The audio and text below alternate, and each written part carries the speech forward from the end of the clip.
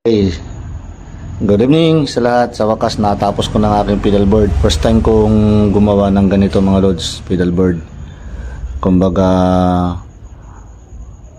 sa isang board, sa isang kahon, pinag-isa ko na lahat, yung pinagsama-sama ko na yung mga yung mga gadget ko. Actually, sana ito 5, 4 lang ang apat lang yung pinaka-importante lang aking nilagay, yung gamit na gamit.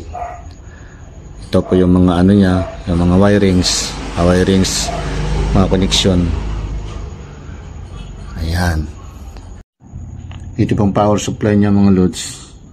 Tatlo lang ang kanyang susuplayan ng kuryente.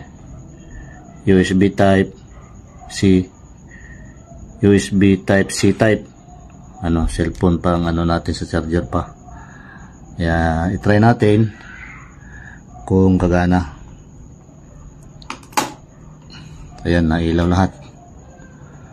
So pag nailaw lahat, tingnan natin dito ngayon sa pedalboard nya.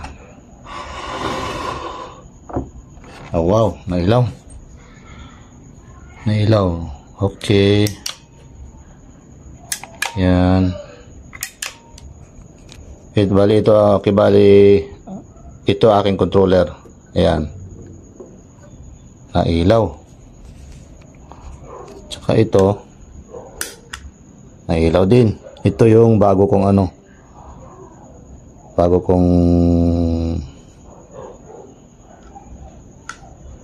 gawin na natin lahat. Oh wow. Pailawin din natin tong i-on natin itong tank G. Oh wow, ganda. Try nating off ang loads, ang ilaw. Wow, ganda. Yun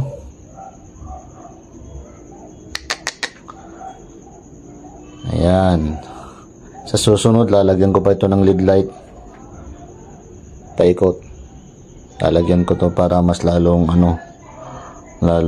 maliwanag, colorful. So salamat po sa panonood. Ayan, nagana lahat. Okay, thank you po sa panonood. Medyo kabigatan ito.